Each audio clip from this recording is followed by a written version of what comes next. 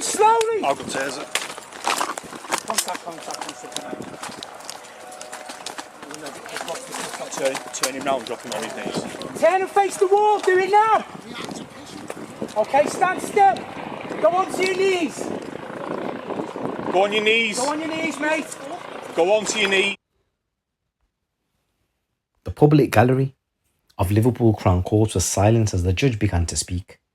Only the faint hum of the air conditioning and the rustle of papers broke the tension, and on the bench below, Michael Ormandy, a tall and stocky lad with the words "the Hitman" tattooed boldly across his neck. He was staring blankly ahead. He'd spent the last 2 weeks denying what the jury already knew, that he was a murderer. That on an April night in Huyton, consumed by jealousy and rage, he had stabbed his girlfriend Rebekah Campbell 27 times in her own home. That he had watched her bleed, flee and collapse, all while wearing a bulletproof vest he had put on before he went to see her. Now, the time had come to hear his sentencing, and when the verdict was read out, guilty of murder, the courtroom erupted. From the gallery came shouts of grief, shouts of relief and fury from Rebekah's family. Some clapped, others wept, and one voice rang out, "Yes! Justice for Rebekah." Ormandy smiled. Then, in a sneering voice that cut through the courtroom, he shouted back, "Come on, Cloud9. I know where you all live, you daft cunts." It was a final, vile flourish, a taunt hurled at the family of the woman whose life he had destroyed. And today, on the morning of the sentencing, Ormandy returned to court under heavy guard, and his defiance hadn't dimmed. When members of the public gallery hissed, "You little nonsense shithouse," as he was led away, he spat venom back. "You little tramp, you little rat." Judge Andrew Menry KC, the honorary recorder of Liverpool, looked down from the bench as the insults echoed around his courtroom. He waited for silence before delivering a sentence that would ensure Ormandy would spend decades behind bars. He said, "You brutally stabbed to death your victim, Rebekah Campbell, at her flat. She was 32 years of age with everything to live for. This senseless and pointless killing resulted from your jealousy, your desire to control her, and your uncontrolled, aggressive rage." The judge described Ormandy as a man driven by resentment and incapable of accepting rejection. His relationship with Rebekah, he said, had been increasingly turbulent and marked by frequent arguments. 3 days before her death, Ormandy had punched Rebekah hard in the face.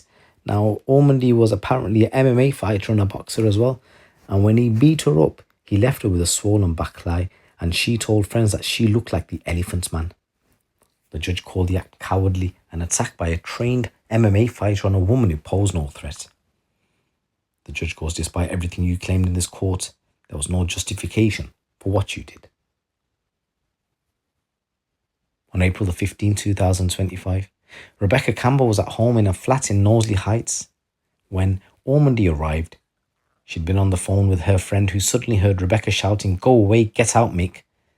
Then came a loud bang, the frantic barking of her puppies, and silence. Moments later, CCTV captured Ormandy walking calmly out of the building, his shoulders squared, his movement purposeful. Behind him, Rebekah emerged, staggering and drenched in blood. She clutched her abdomen, her voice breaking as she cried, "I've been stabbed." Neighbours rushed to her aid as she collapsed near the entrance, and her face was pale, her breathing shallow. She whispered, "My fella stabbed me." Paramedics worked, desperate to save her, but the wounds 18 deep. Stabs and 9 slashes were too many and too deep, and in the ambulance on the way to Aintree Hospital, she asked a police officer, "Am I going to die?" Despite his reassurance that she was hurt but in the best place, she was pronounced dead in the early hours of April the 16th. May she rest in peace. Just 3 days earlier, Ormandy's jealousy had erupted in public. Whilst out drinking in Liverpool city centre, the couple argued, first at the Revolver Bar, then outside the beer engine. Rebekah threw a shoe and slapped him, who responded with a single brutal punch that knocked her to the ground. It was the moment friends said that something inside her changed. She was ready to end it. But Ormandy, a man with history of controlling behaviour, was not ready to let go. On the day of the killing, he booked a hotel room in Southport, fucked another woman, and told her that he was going to Liverpool to sort something out. Hours later, Rebekah Campbell was dead. After the murder, Ormandy tried to build a new story, one in which he was the victim. He called police in the early hours, claiming to be wearing a vest and threatening to kill officers if they approached his home with his dogs. He said, "If they touch my dogs, I'm going to start killing police one by one. Don't fuck with me. My dogs are my babies. I'll kill for them. Don't fucking test me." When officers tracked him to a canal towpath, he was arrested without incident. He had thrown his phone into the water, but police later retrieved it. Even after hearing that Rebekah had been stabbed 20 times, he was dismissive. "There's no way," he said coldly. "She must have stabbed herself." A Home Office post-mortem will prove otherwise. Rebekah had 27 wounds, and the force the pathologist said was severe. Her arms bore defensive wounds, showing she had tried to fight back. In his sentencing remarks, Judge Menery dissected Ormandy's character piece by piece. He told him Rebekah never armed herself with a knife. She posed no threat to you. She simply told you to get out, and that was enough to set you off on your murderous attack. You left her to die alone, and your subsequent calls to police were entirely self-serving. He reminded the court that Ormandy had worn a bulletproof vest that night, a grim symbol of his readiness for violence. He said, "You went there dressed at least for the possibility of violence. This was a furious attack in a domestic setting, in her home, a place where she was entitled to feel safe. She must have experienced intense fear and pain. There must have been, for her, a terrifying realization that she would likely die." Judge Menery then turned to Ormandy's behaviour after the killing, the taunting phone calls, the threats to blow up police stations, the absence of remorse. He said, "If anyone is ever considering whether you should be released, they should listen to those calls. You are and will remain a deeply unpleasant, dangerous and horrible, vile man." Ormandy nodded as he was handed a life sentence, and he smirked at the family, then looked straight ahead as officers led him away. So I'll go through the sentencing in a moment, and from the gallery someone shouted, "Rot in hell."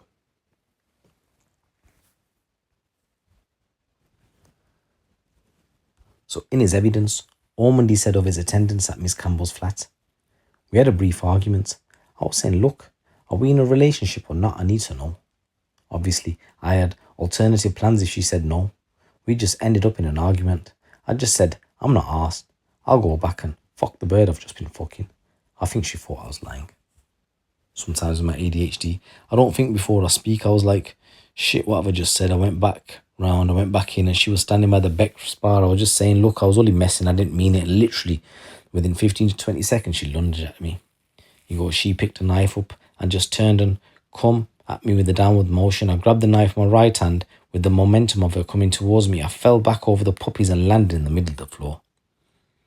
He said the knife basically come loose as we landed. We both just scrambled for the knife. I managed to get the knife first. I think she was trying to get it still. I remember hitting her once. I think I stabbed her. I was fighting for my life. Do you know what I mean? I didn't realize I had the knife. I was in a fight or flight situation. I thought the knife had come loose again. When you're fighting for your life, it just goes blank. I still can't remember being there in that long day to see this. She was attacking me. I didn't realize I was stabbing her. I thought it was just punching her. I didn't intend to lay a finger on her. I just wanted to know whether we were in a relationship or not. I already had something lined up just in case we're not. Shit, it's horrible, but it's the truth. He says, I replay that shit every night in my head. It goes over and over in my head every single night what happened, trying to think if any slight things were different. I could have changed. Maybe if I'd let her stab me in the neck or throat, I would have survived and we wouldn't be in this situation. It's shit and it's horrible, but the facts are, if Rebekah didn't attack me with a knife, we wouldn't be in this fucking situation. And during sentencing, the Honorary Recorder of Liverpool, Judge Andrew Menery Casey, said, you brutally stabbed to death your victim Rebekah Campbell in the living room of her own flat in Huyton. She was 32 years of age, with everything to live for, and this senseless and pointless killing resulted simply from your jealousy, your desire to control her, and your uncontrolled aggressive rage. Although there must have been good times, it was a relationship that was becoming increasingly turbulent and marked by frequent arguments. Only 3 days before the killing, during a night out in the city centre, you punched her hard to the face, leaving her with a swollen and bruised eye. Despite everything you had claimed since, there was no justification for the attack. Any force she used was minor and came after you had accused her of behaving like a slut. You chose to take offence with an exaggerated sense of grievance to what she was doing, even though nothing she did caused you any real harm. You told the court that you were formerly a cage fighter and a boxer, and that blow was a violent and cowardly act against a woman who posed no real threat to you at all. But then, and even now, you seem to believe that your actions were perfectly justified. In the following days, the relationship deteriorated further. Rebekah told friends that she wanted to end it, and you sent controlling and critical messages, anger that she was avoiding you. On the evening of 15th of April, you went to a flat. You went unannounced, and I have no doubt in a manner designed to conceal your arrival. The voice message you sent while in a block of flats in quick succession immediately before you entered her home captured the mood in which you arrived at her door, controlling, resentful, and determined to confront her, rather than to talk calmly or walk away. That I cannot be sure that the knife you used to kill her had been taken to the flat by you. I think it probably was, but I cannot be sure. You said that the protective vest and the knife were things you regularly wore and carry because you're a Class A drug dealer, and that these were the things necessary in your line of work in order to provide you with some protection against attacks from the criminals if you're operating outside your normal hours.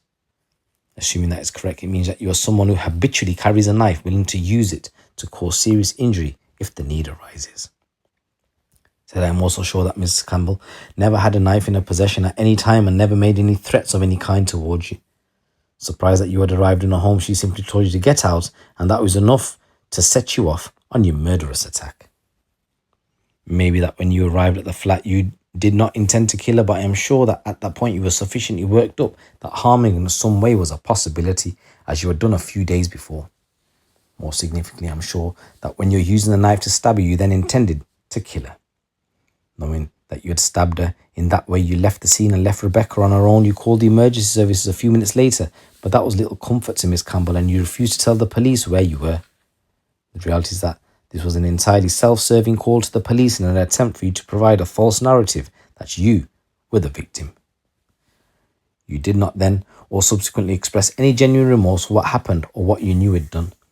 Indeed, as the jury so graphically heard, about an hour and a half after the attack, when you had the time to think about things, having disposed of the knife, and while you were attempting to avoid being arrested, you called the police out of concern, not for your partner, but the welfare of your dogs.